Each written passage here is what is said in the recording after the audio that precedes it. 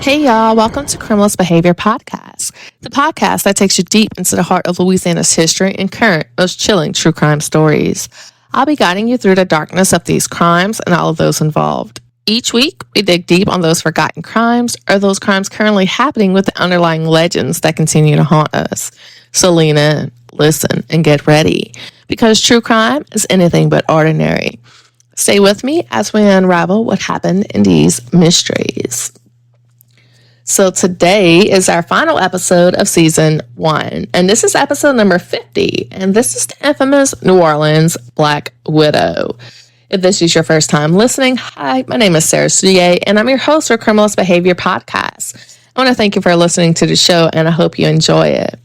So trigger warning, this episode may contain content of a graphic nature, including descriptions of physical and sexual violence against adults, children, and animals. Listener discretion is advised.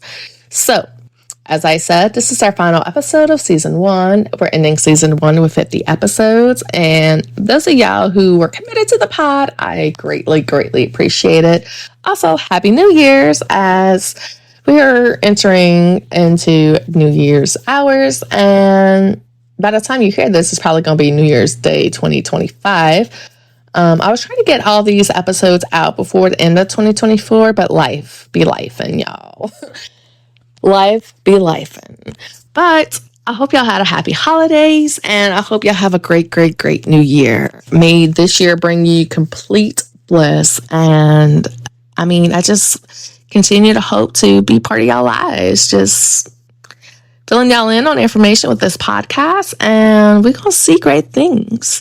So, we are going to focus on the New Orleans Black Widow, and yeah, here we go. So, her name was Anne Plue Gates. Now, Anne was an influential woman. She was strikingly attractive, and she actually engaged in a lot of conversation.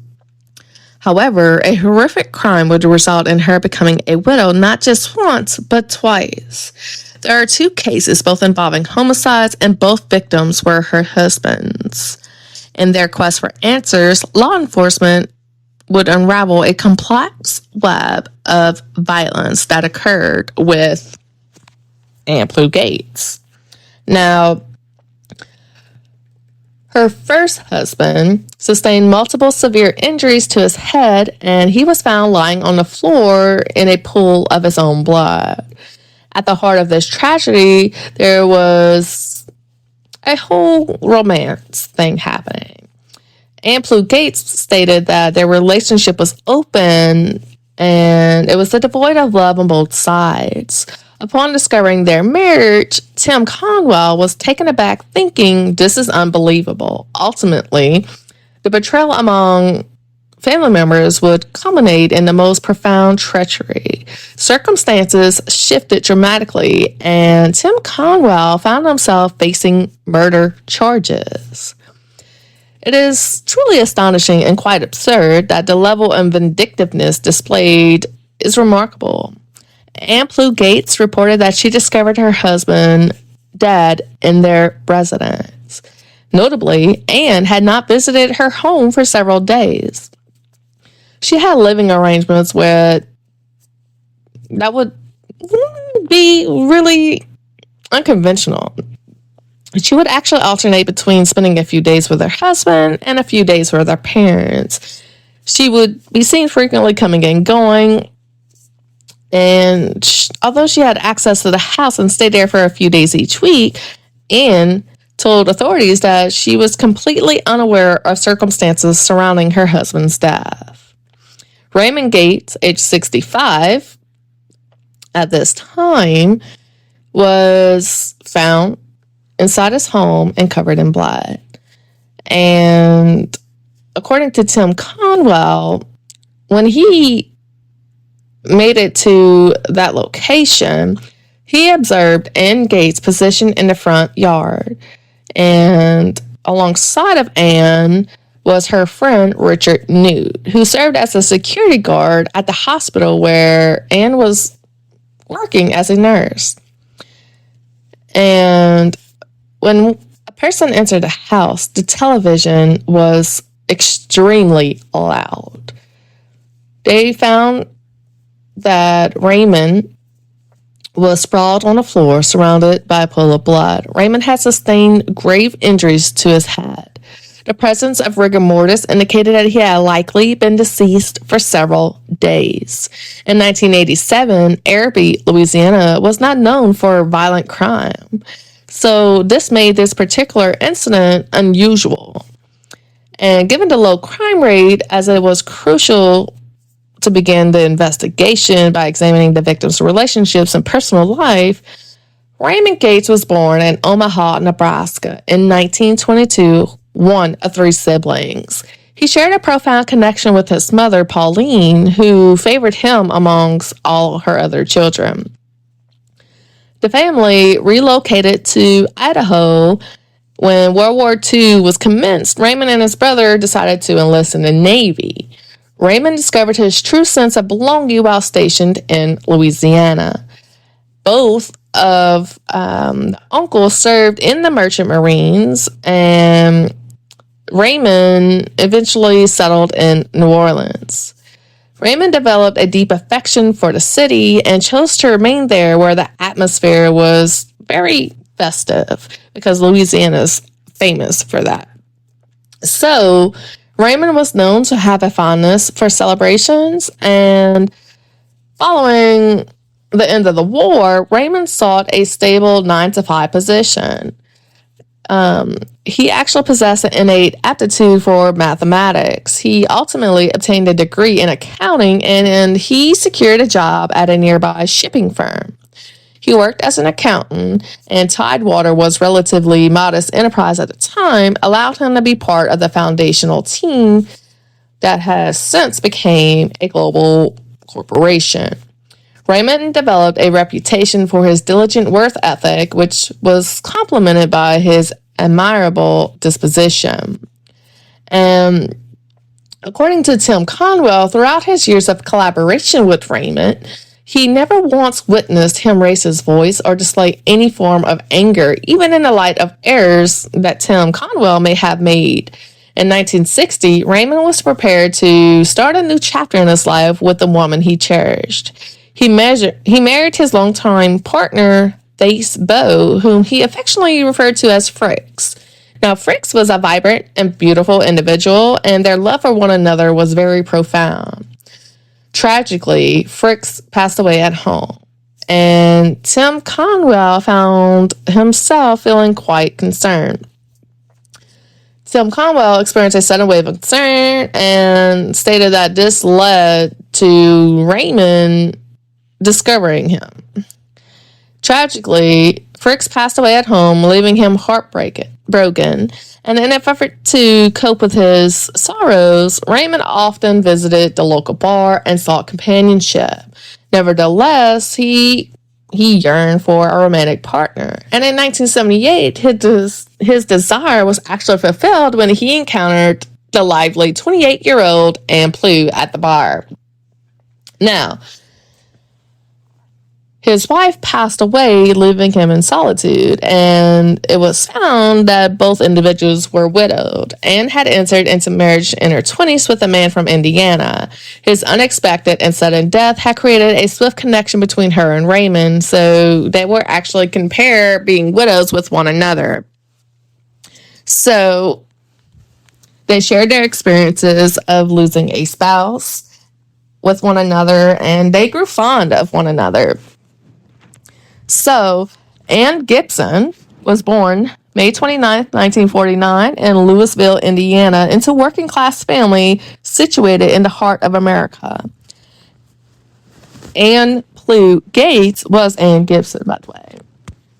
And her parents were Earl and Eileen Gibson, and they were instilling a strong sense of family values into their daughter, Anne. Anne was an only child.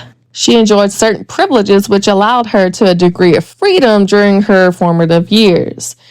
Anne grew up in a close-knit household that prioritized mutual support.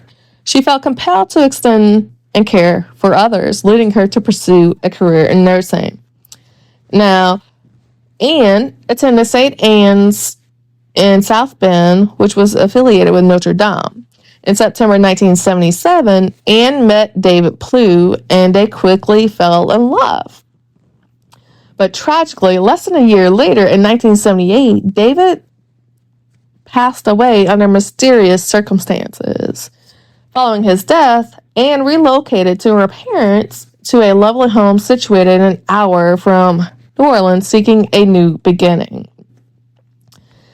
That home that Anne moved into in New Orleans covered an area of 5,000 square feet, and it was located in the outskirts.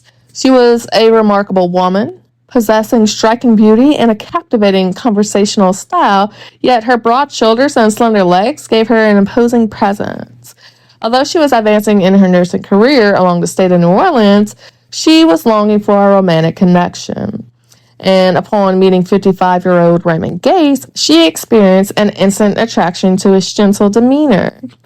Raymond exemplified kindness, and he adhered to traditional values such as holding doors open, and he was indeed a man of merit. In December 1978, despite a significant age difference of 26 years, Anne and Raymond chose to marry and embark on a new chapter of their lives together after a brief courtship. Anne's relationship with Raymond progressed rapidly, culminating the marriage less than a year after the death of her first husband. He was devoted to her, willing to provide her with anything she desired. In the early 1980s, Raymond constructed an exquisite home for Anne in Araby, Louisiana, which was located just outside of New Orleans. The couple welcomed visits from family and friends, including Anne's close friend, who was also her wife. Raymond's dedication was evident in the beautiful house he built for Anne in Araby, Louisiana. The newlyweds received visits from family and friends, including Anne's longtime friend from Indiana, Tim Conwell. So Tim had been a high school companion of Anne's and remained a significant presence throughout her life, often appearing during various stages of her journey. Although Anne and Tim shared a close bond, there was nothing inappropriate between them that would cause concern for Raymond. Tim was a likable individual. However, on the afternoon of October 7th, 1987, after 9 years of marriage, Anne Gates found herself yet a widow again, having just discovered the brutal murder of Raymond in their home. He had been tragically bludgeoned to death, suffering from multiple severe head injuries. Upon further investigation, there was no indication of forced entry. The windows were shut, the doors were mostly closed, and it was only one open door that was able to discover Raymond's body, and that's whenever it was reported. Now, it seemed that whoever entered the house did so without any obstruction. However, there was no sign of robbery. Detectives focused on identifying a possible murder weapon, and they began this by examining the lacerations and fractures on Raymond's skull. Investigators concluded that a long, slender instrument was responsible for these injuries. A fireplace was set present at the table, although the fireplace poker was missing, which was a subtle clue that suggested that the timing of the crime, the weapon of choice, could have been that fire poker. Now, the TV guide on the stand remained open on the date of October 3rd, and there was blood splatter found on it. With the crime believed to have occurred on October 3rd, detectives now need to interview Anne to determine that when was the last time she was home. After assessing the situation inside the house, Tim Conwell stepped outside to speak with Anne. She stated that she had been there on September 30th, 3 days prior to the incident, and expressed her disbelief regarding who could have wanted Raymond dead, noting that he was well-liked and had no known enemies. She is perplexed as to why anyone would wish harm upon him. So she was playing this victim, in case you haven't realized. Oh, poor me, boo-hoo-hoo.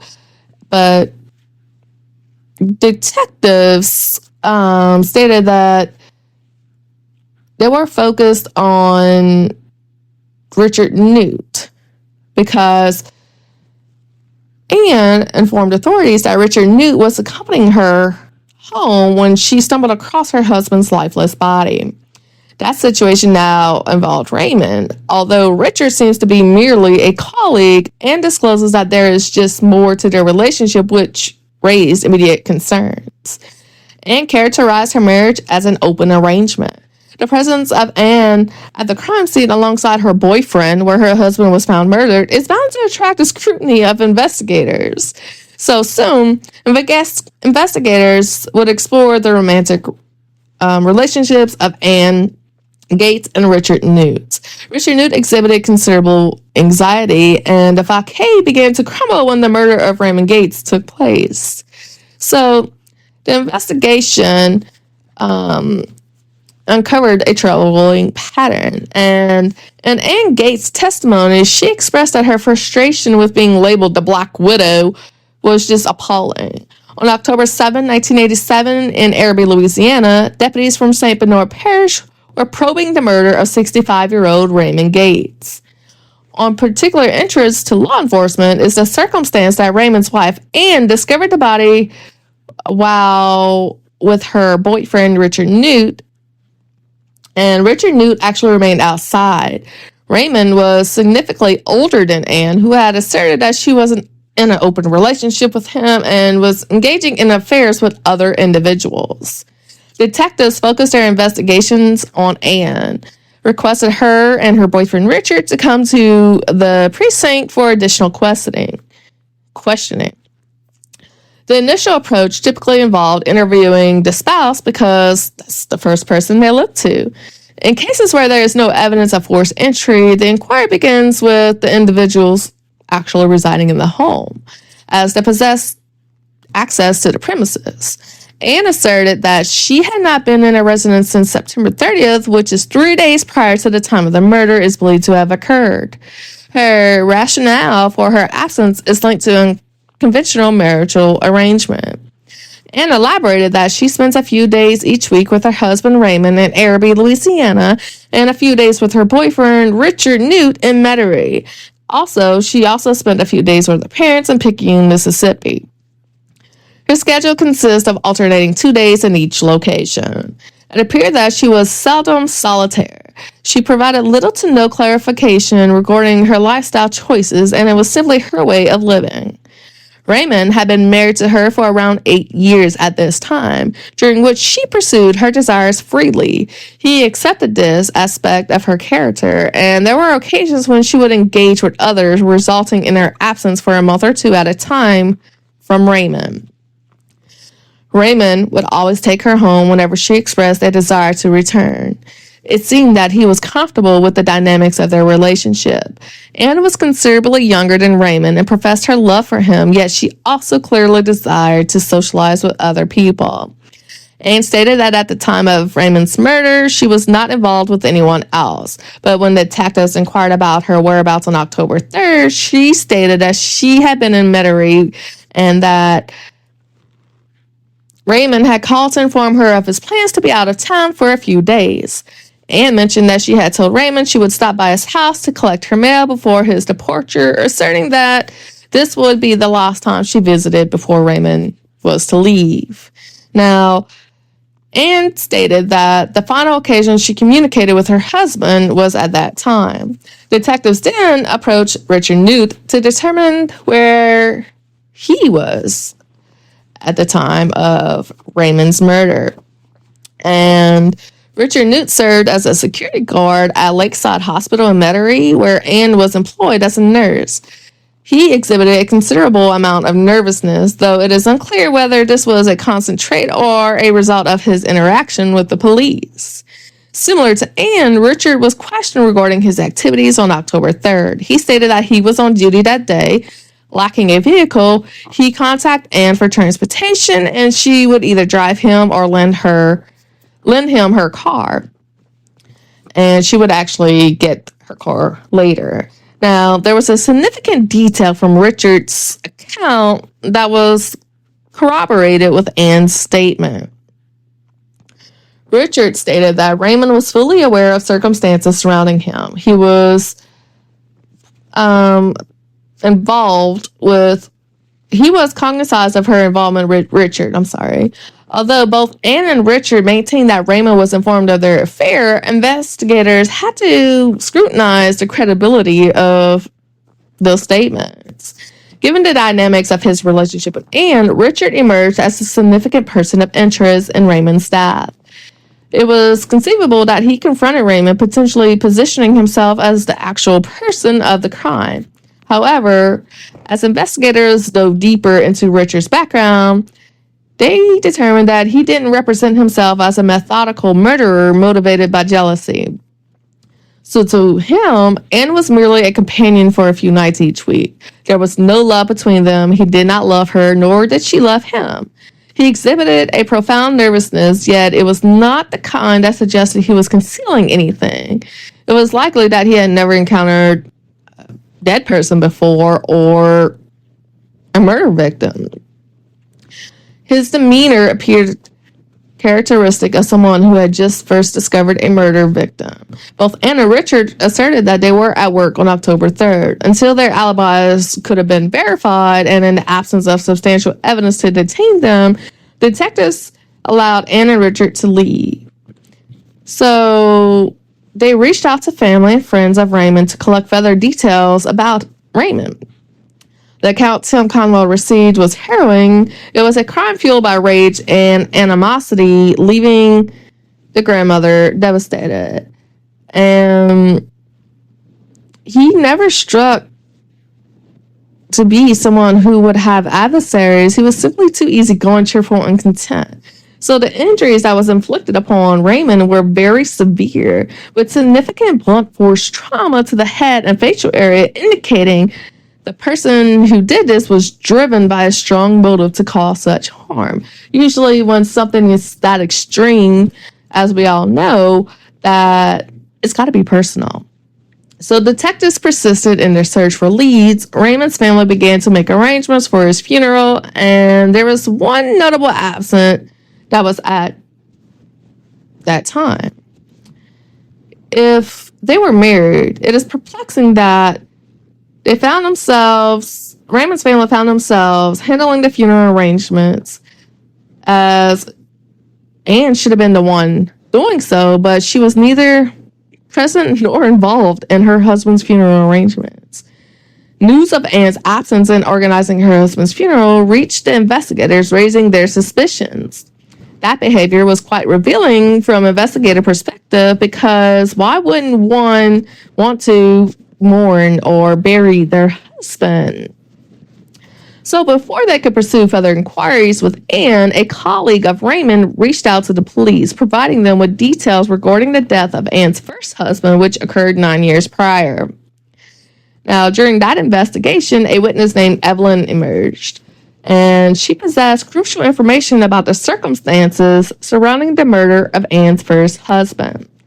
Evelyn revealed that the case remained unsolved in Indiana, and had confided in her, asking if Raymond had mentioned her previous marriage. When Evelyn learned that he had not, she disclosed that her husband had died, and they were still trying to understand the reasons behind his death. The situation was particularly striking, as Anne had been married twice, with both husbands meeting a violent end.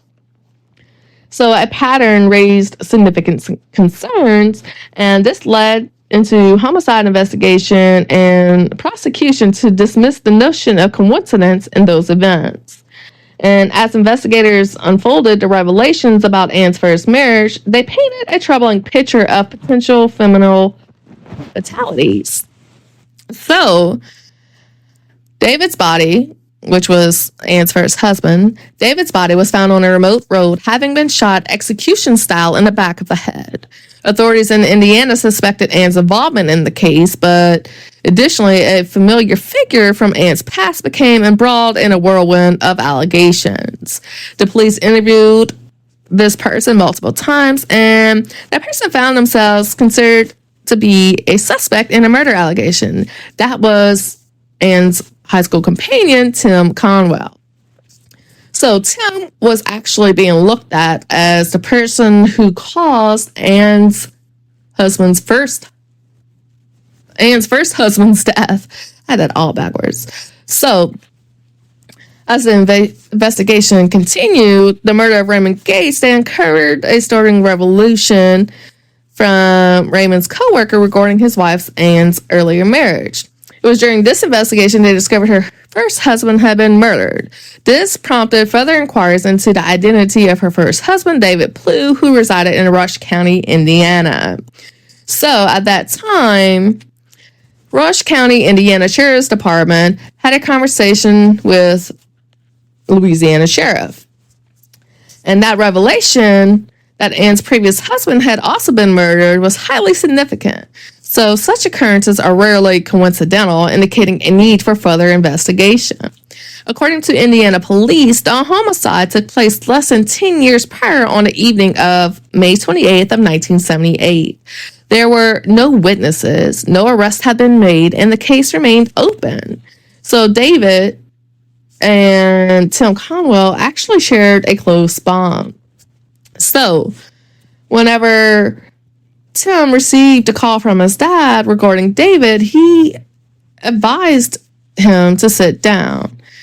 And this is when Tim's father stated that David had been shot and killed. Tim stated he was utterly devastated. Life would never be the same without him. David was considerably younger than Tim, and Tim was just heartbroken by that news. David's remains were found on a rural road, and he was murdered in 1978. He had been shot twice in the back of the head with a .38 revolver, execution style. The evidence was minimal. No shell casings were found due to the nature of the weapon, and the revolver itself was never recovered.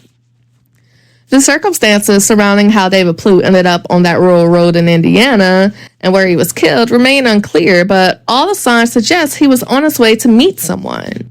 The identity of this individual and the reasons for the meeting were unknown. Indiana police explored every scenario, including a loose theory that the incident might have been drug-related. They considered the possibility of drug dealing, yet David was not involved with drugs and he did not even smoke. He abstained from alcohol. So similar to Raymond Gates, David Plue also dedicated his service to his country, and upon returning from Vietnam, he secured employment as a factory worker at Chrysler. David remained at Chrysler plant from his return from Vietnam until he was murdered.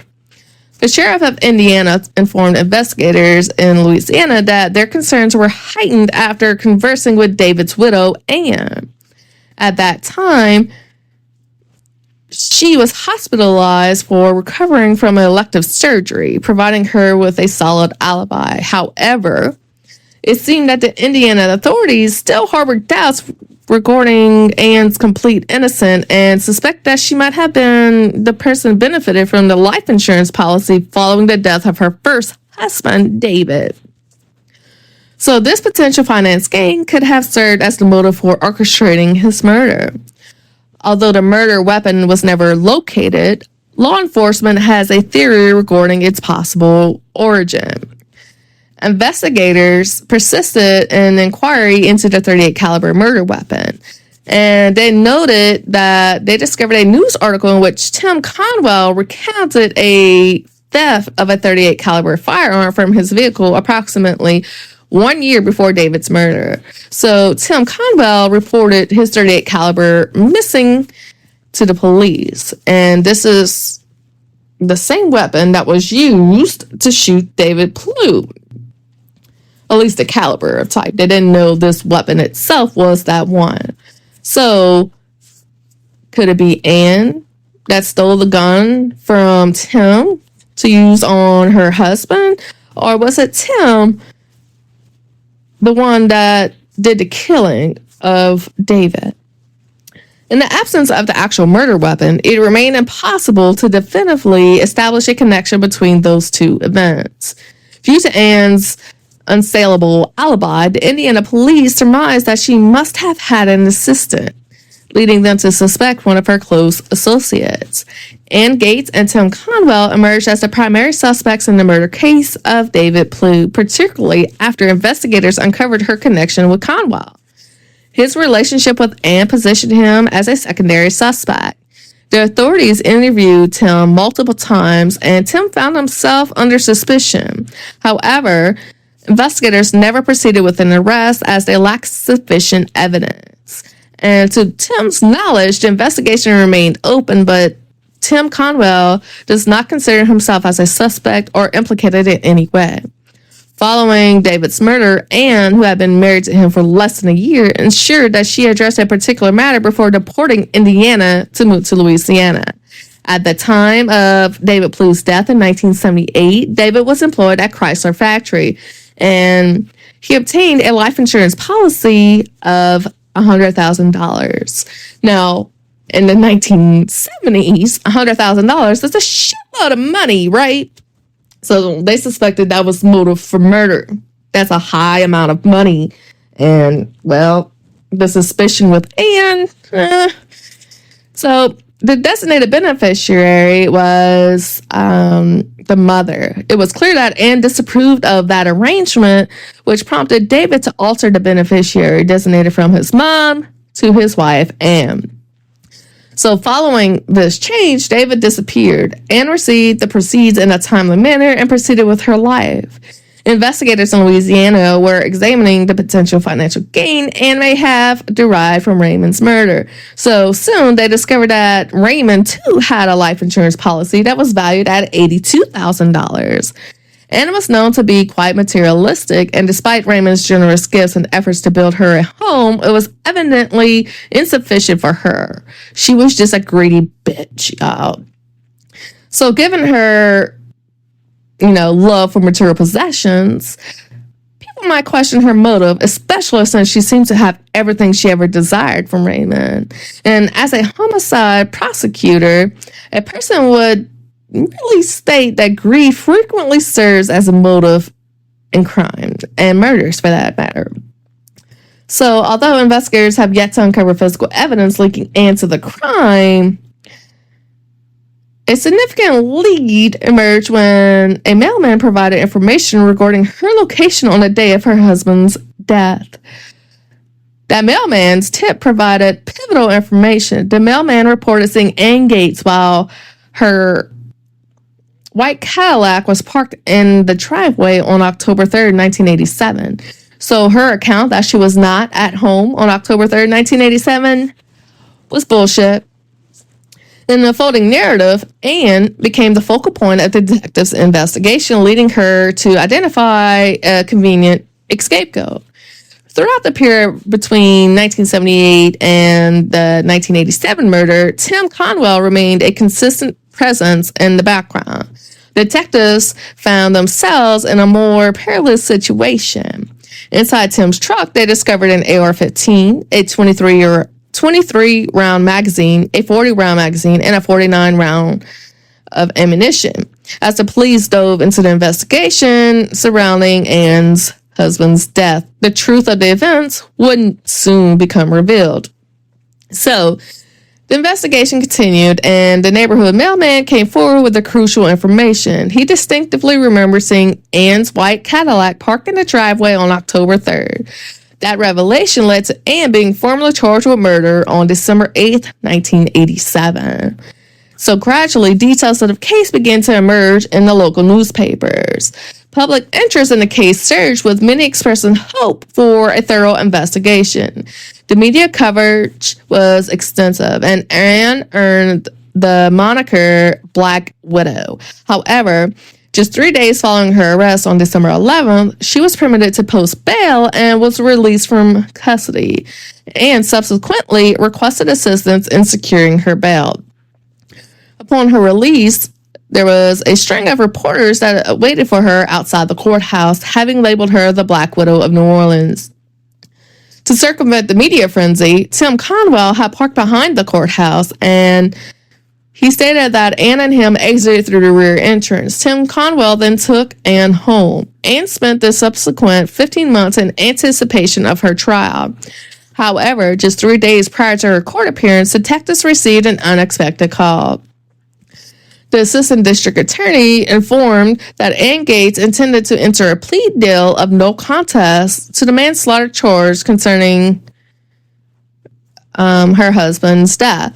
By opting for this plea, Anne sidesteps the more severe murder charge, complicating the ongoing investigation. A no contest plea signifies an acceptance of conviction without the admission of guilt. So despite the detective's conviction that Anne was directly involved in Raymond's murder, they were present to observe her no contest plea on March 10th, 1989. So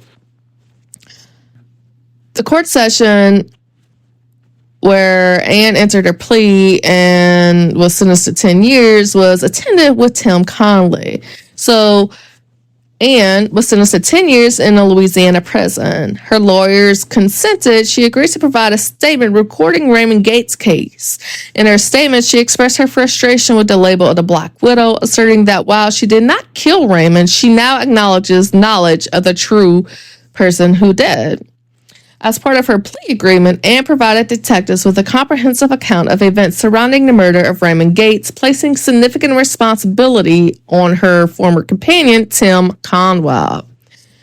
Anne recounted that on the morning of October 3rd, she picked up her friend Tim Conwell from the airport in New Orleans after his arrival from Indiana, and they subsequently stayed at a motel together. So, on October 3rd, 1987, according to Anne Gates, she and Tim visited their home in Araby, Louisiana, where her husband Raymond was present. During their time together, Raymond and Tim watched a football game and ordered a pizza while Anne took a shower. While she was in the shower, she overheard an argument between Raymond and Tim. Upon exiting the shower, she witnessed Tim striking Raymond on the head with a fireplace poker. By the time she reached them, Tim had already delivered 7 or 8 blows with the poker, and Anne claimed that Raymond had raised his hands defensively and pleaded with her, saying, "I've always been good to you. Why are you doing this to me?"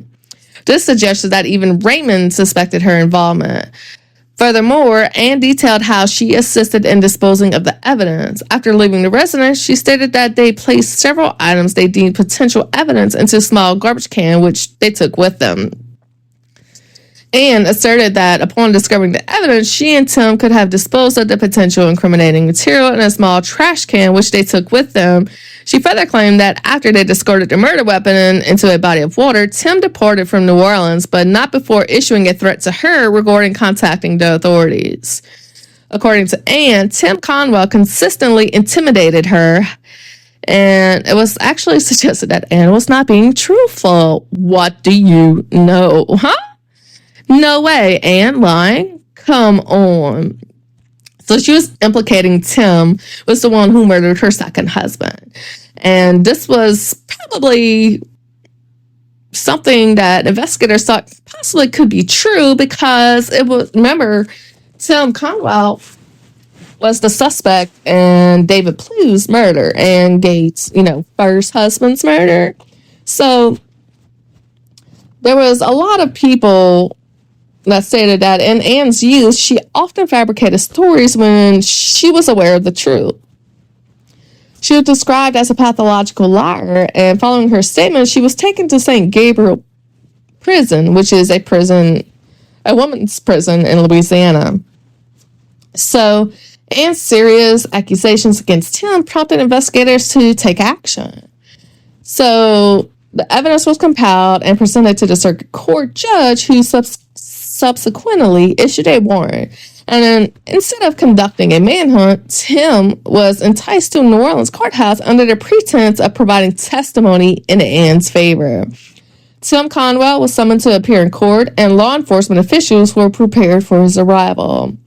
And Tim stated that as he sat there, he suddenly noticed the windows being lowered and heard, "Are you Tim Conwell?" So Tim stated that he confirmed his identity and was instructed to place his hands on the steering wheel. And as he complied, he observed that numerous officers had their weapons drawn, and he was arrested for second-degree murder. And so they apprehended Tim within his vehicle, and there was an AR-15, a 23-round magazine, a 40-round magazine, and a 49 rounds of ammunition that was found. Subsequently, Tim was taken into custody. Tim said he spent several hours alone in the deputy's office and he was informed of his rights, but he remained silent and displayed no emotional response. Tim stated that he declined to sign the rights form and was not subjected to any questioning. He was processed accordingly, and while the possession of the firearm may raise suspicions among detectives, it does not establish that Tim was implicated in Raymond's murder. Considering the falsehoods Anne has already been caught telling, she could be attempting to frame Tim for the crime. So she portrayed herself as being generally afraid of Tim and claims to be threatened by Tim. So the situation changes, and Tim finds himself charged with murder and facing the possibility of a trial. In the upcoming developments, the prosecution against Tim Conwell proved to be counterproductive. They presented Tim with a plea deal, but Tim responded that the guilty parties may accept a plea bargain, while he maintained he was innocent and intended to demonstrate it. So, new romance blossomed amidst malevolence, and Anne Gates inquires the following to Tim: "Do you still love me?" Following her no contest plea to manslaughter charge related to the violent death of her husband Raymond, Anne Gates now asserts that her longtime friend Conwell was the actual murderer.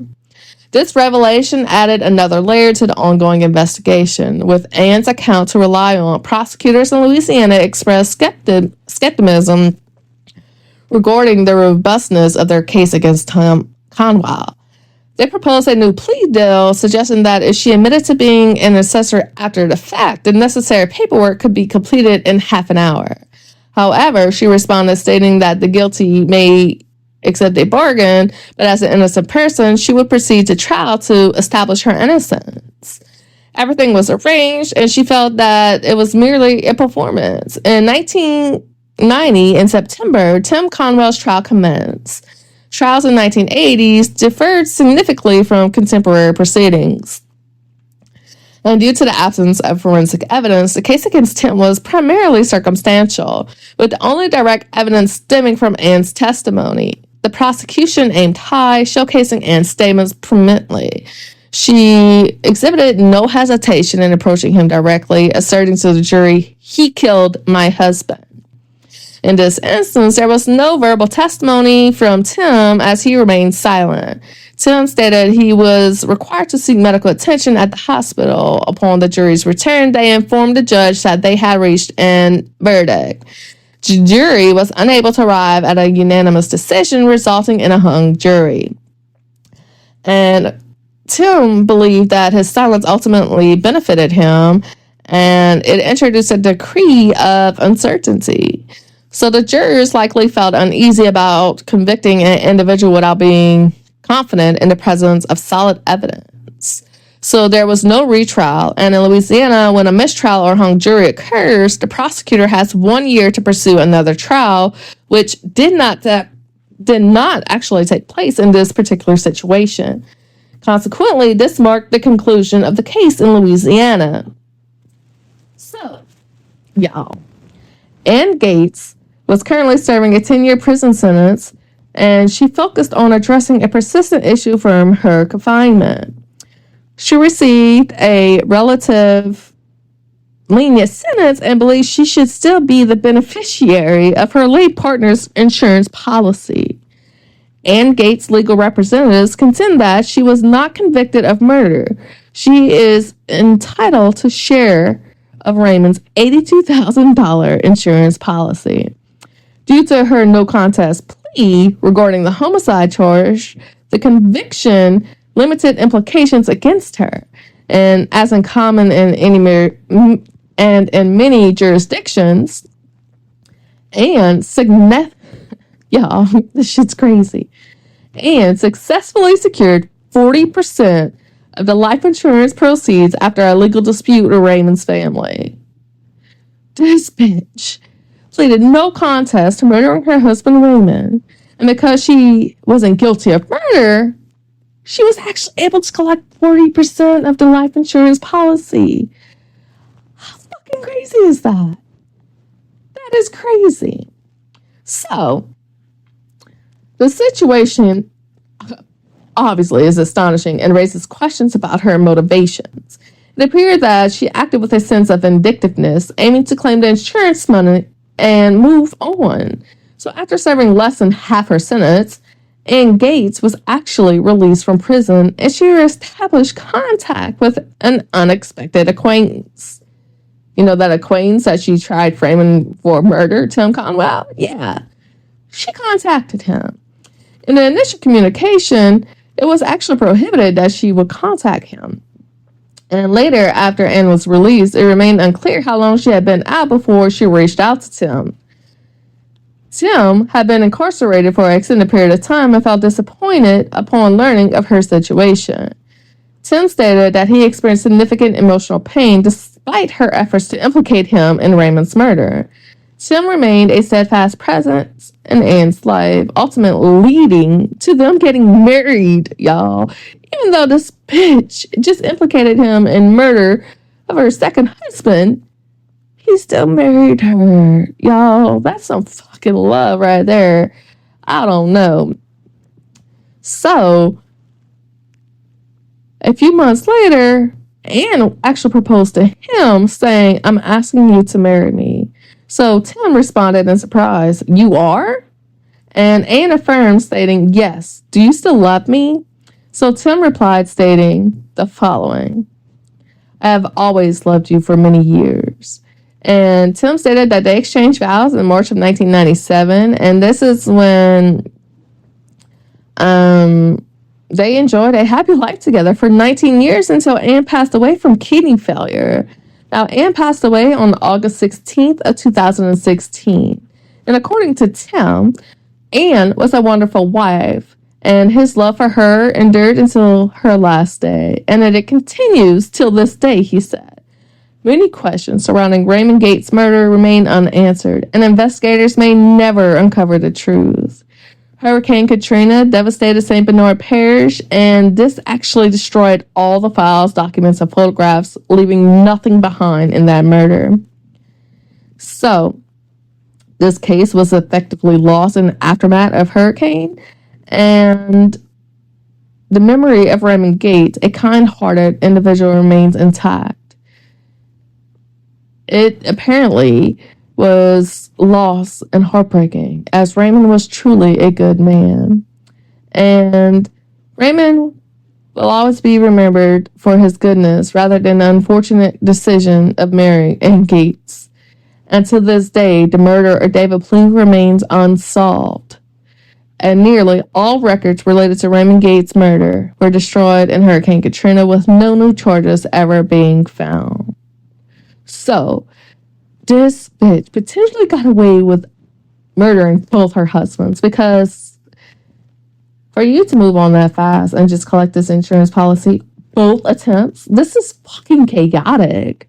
So, there was actually a snapped episode that was dated April 27, 2024, that covered the New Orleans Black Widow Anne Gates. And, bro, like, they cover a whole shitload of stuff, so it is worth a lesson, y'all.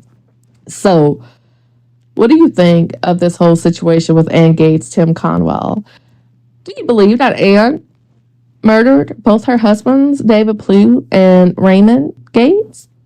Or do you believe that Tim Conwell, you know, her high school companion and last husband, that's so crazy, murdered both of them? Do you believe they both had doings in murdering both David Plue and Raymond? I would love to hear from you. But until then, please rate, review us on iTunes. It would be greatly appreciated. And this is our last case of season 1, episode number 15. So please, subscribe. I see my analytics state that a lot of people who listen to the show are not subscribed. What are y'all doing? Subscribe, y'all. Subscribe. It really helps us so much. So just subscribe. I mean, we're located on every podcast app there is out there. iHeart, Wondery, Apple, Spotify. I mean, every podcast app out there. And you become a Patreon by visiting us at Criminalist Behavior Podcast, or you could go on our website, right? Because our website is www.criminalistbehavior-louisianatruecrimepodcast.com, and you can see all the goodie episodes. Be sure to check out our December 2024 newsletter about all the events that occurred. And yeah, January's newsletter will be coming out soon. And yeah, we record every Wednesday. And guess what? We are going to record more than just Louisiana cases for our Patreon. So if you want to hear that information, go ahead and subscribe to our Patreon. We have different packages. So make sure y'all come back next Wednesday for a case. Until then, this is your host, Sarah Studier. Y'all have a happy New Year. By the time you're listening to this case, New Year's of 2025 would be commencing. So don't forget to like, share, follow, or subscribe to Criminalist Behavior, a Louisiana True Crime Podcast. Thank y'all for listening, and I really hope y'all enjoy y'all day. Bye.